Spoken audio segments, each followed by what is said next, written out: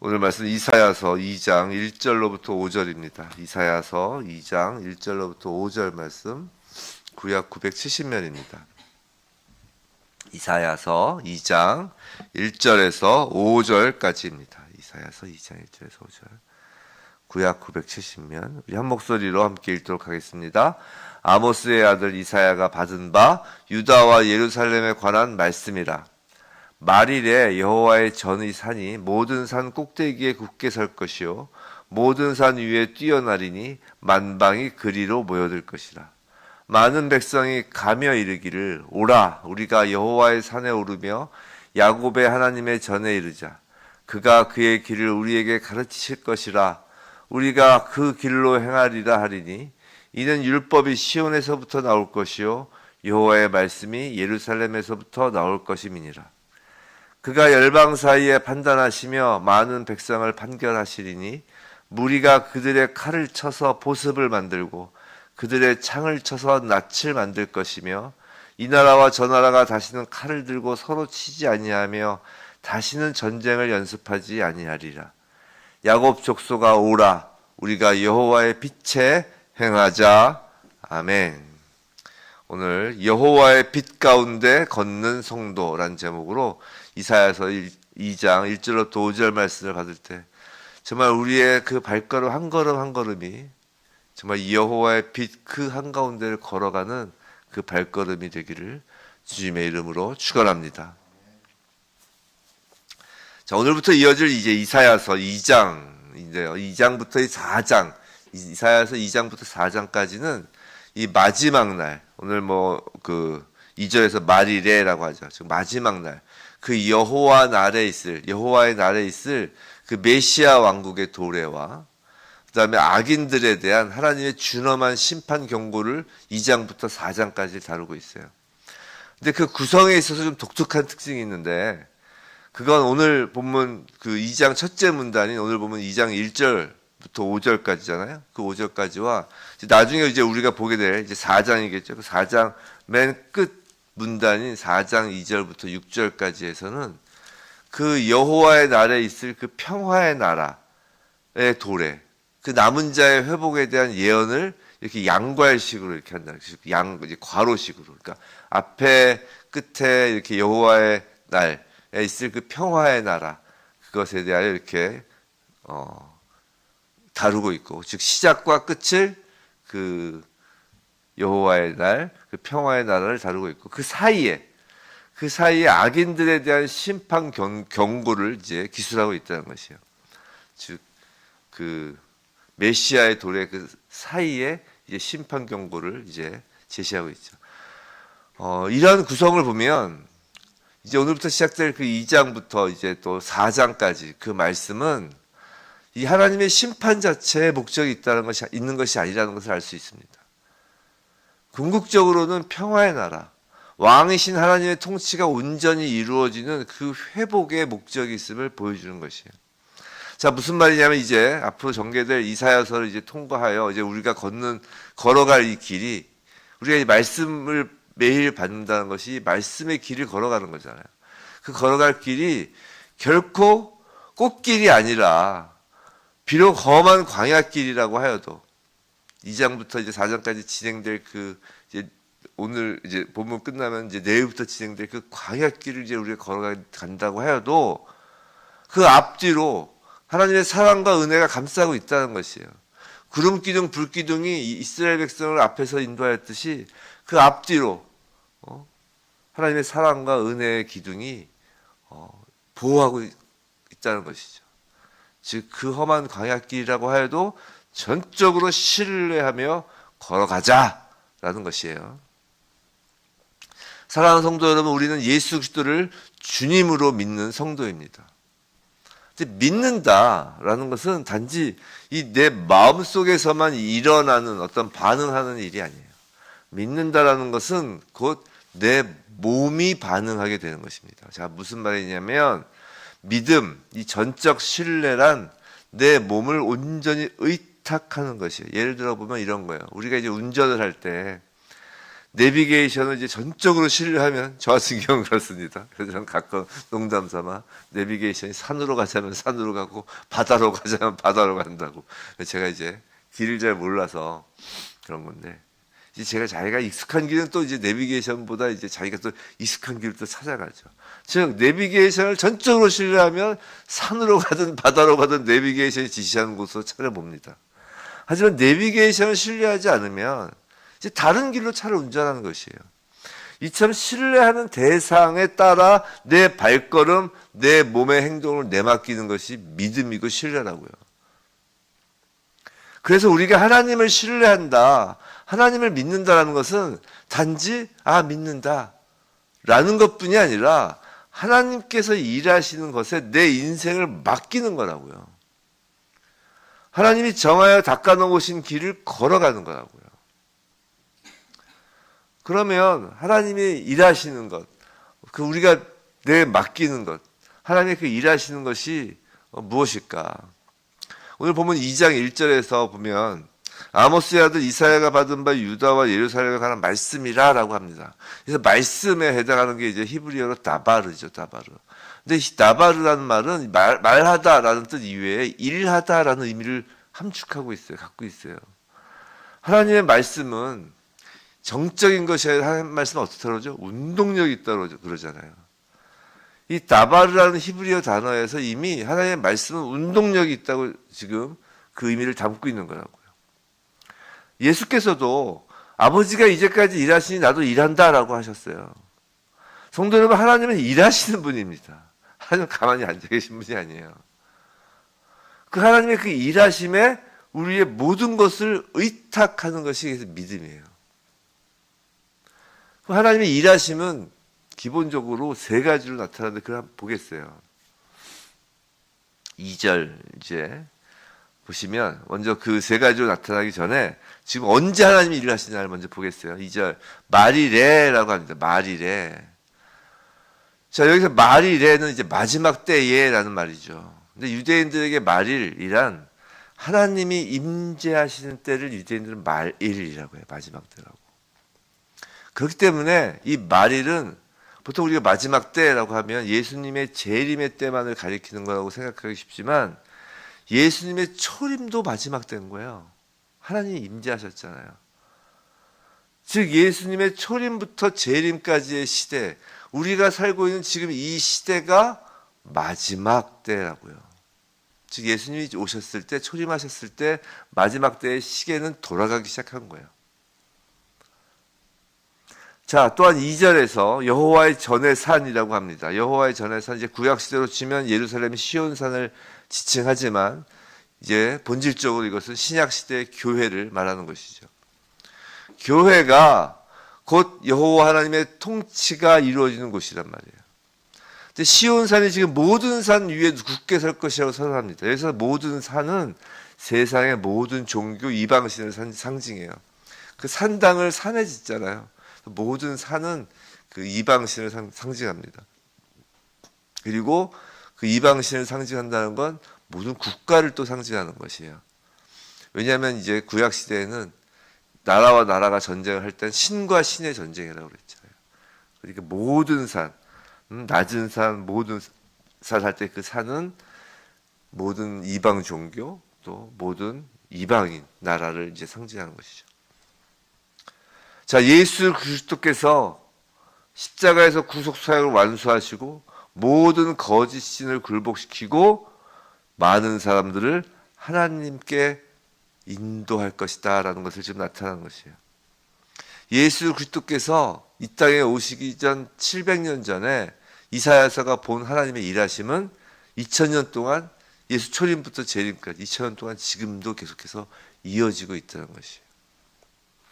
자, 그럼 2000년 동안 이어지고 있는 하나님의 일은 무엇이냐? 이제 3절 보시면 많은 백성이 가며 이르기를 오라 우리가 여호와의 산에 오르며 야곱의 하나님의 전에 이르자라고 하죠. 자, 2절에 앞서 본 그 2절에서는 이제 말일에 만방이 여호와의 성전에 모여들 것이라고 했죠. 즉 예배를 드릴 것을 예언했어요.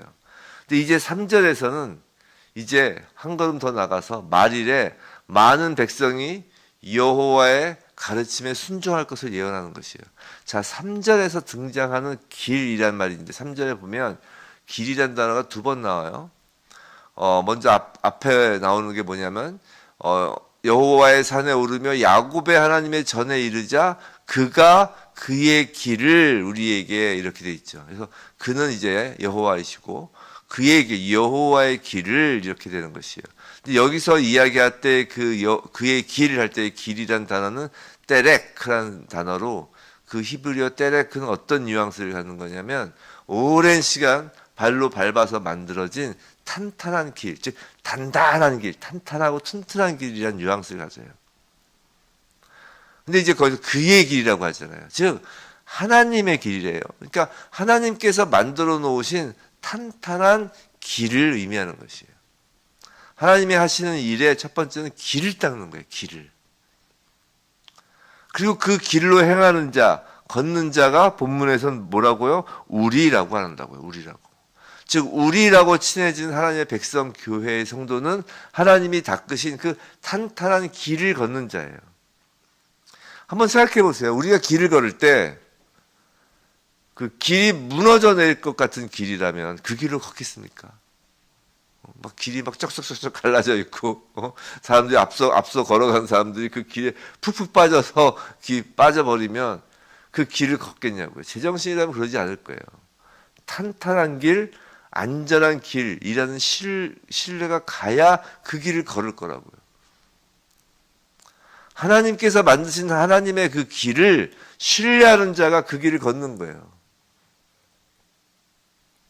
근데 3절에서 또 길이 한 번 더 나오죠. 3절에서 이제 그가 그의 길을 우리에게 가르치실 것이라 우리가 그 길로 행하리라라고 하죠. 우리가 그 길로 행하리라라고 할 때 여기서의 길은 앞에서의 그 길이 뭐라고 했어요? 때레크라고 했죠. 근데 여기서의 길은 다른 단어를 쓰고 있어요. 다른 단어로 히브리어로 오라흐라는 말을 쓰는데 뭐 히브리어까지 알 건 없지만 뜻이 다르다는 것이에요. 그 두 번째 그 오라흐라는 그 길은 좁다라는 뉘앙스를 갖고 있어요. 앞에 길은 뭐라고요? 하나님이 닦으신 길은 탄탄하다. 근데 우리가 그 길로 행하리라. 이제 우리가 걷는 그 길은 뭐라고요? 좁다라는 의미를 갖고 있다. 좁은 길이라. 자, 무슨 말씀인지 아시겠죠? 하나님의 길, 하나님의 닦으신 길은 탄탄한 길, 신뢰할 길이에요. 근데 우리가 그 길을 걸을 때 그 길은 우리에게 좁은 길로 보인다는 것이에요.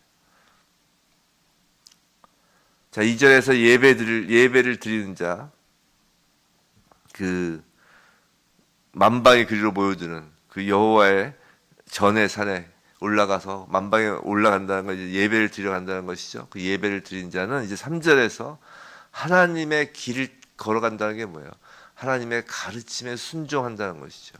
하나님의 진리를 순종한다는 것이에요. 하나님의 일하심의 그 두 번째는 율법이 시온에서부터 나올 것이요 여호와의 말씀이 예루살렘부터 나올 것이라고 하잖아요. 3절에서. 즉 예배 자리에 드리러 가는 자는 그 하나님의 길을 걷게 되고 하나님의 길을 걷는다는 건 곧 하나님 여호와의 말씀, 즉 진리의 말씀을 배워 순종하는 그 좁은 길을 걷는 자라는 것이에요. 자, 그럼 그 결과가 무엇일까? 이것이 이제 4절입니다. 4절 보시면 그가 열방 사이에 판단하시며 많은 백성을 판결하시리니 이건 하나님께서 통치하신다는 의미예요. 무리가 그들의 칼을 쳐서 보습을 만들고 그들의 창을 쳐서 낯을 만들 것이며 이 나라와 저 나라가 다시는 칼을 들고 서로 치지 아니하며 다시는 전쟁을 연습하지 아니하리라. 자, 하나님은 말일에 임재하십니다. 말일에 임재하셔서 모든 산 위에 굳게 서시고 하나님의 전에서 백성을 가르치시고 그리고 사람들을 이제 4절에서는 사람들을 판단하시고 즉 통치하신다는 것이에요. 사람들은 과거 하나님과 원수되었던 자들이잖아요. 모든 사람들은 하나님과 원수되었던 자들이에요. 하나님과 원수되었던 자들의 그 특징은 칼과 창으로 전쟁을 연습하는 거예요. 그런데 하나님의 판단과 판결, 즉 하나님의 통치로 말미암아 하나님의 통치가 임하면 그 칼과 창은 농사를 짓는 보습과 낫으로 만들어진다는 것이죠. 그 보습과 낫이라는 이 표현은 평화를 일단 상징하죠. 그리고 그 농사짓는 도구잖아요. 그 많은 도구 중에 농사짓는 도구를 표현한 이유는 이 농사짓는 모습에서 생명과 화합을 떠올리게 하는 것이라고요. 칼과 창은 죽이는 도구지만 보습과 낫은 곡식을 가꾸어 생명을 키우는 도구이잖아요. 또 농사짓는 일은 혼자서 하는 일이 아닙니다. 언제나 동네 사람들이 함께 하는 일이죠. 그래서 모두가 협동하여야 하는 일이에요. 협동한다는 건 모두가 화목해야 한다는 일이죠. 물론 이 4절 말씀은 다시는 이제 나라와 나라가 이제 전쟁하지 아니하고 전쟁을 연습하지 아니하리라 이 말씀은 물론 예수 재림 이후에 이제 새 하늘과 새 땅에서 정말 사자와 이리와 양이 함께 뛰노는 그 완전한 평화가 이루어지는 그 모습이기도 하지만 지금 이 시대에 하나님 백성의 마음속에도 이런 평화가 깃든다는 것이에요. 이 전쟁은 우리 인간들의 전쟁, 이 모든 전쟁이 사실 영의 전쟁이죠. 근데 이 하나님을 대적하는 악한 영이 우리 마음속에서 전쟁을 일으키잖아요. 그래서 그 악한 영이 불어넣는 미움, 질투, 분노, 뭐 여러 가지 그 어둠의 생각들 있잖아요. 그것이 바로 칼과 창과 같은 마음이잖아요. 그것을 하나님이 내 마음을 통치하시기 시작하면서 우리가 성전이라고 하잖아요. 성령 하나님께서 내 마음에 들어오셔서 여기서 통치하시기 시작하면 그 악한 영이 불어넣은 그 칼과 창과 같은 마음을 녹여서 보습과 낫으로 바꾸신다는 것이에요.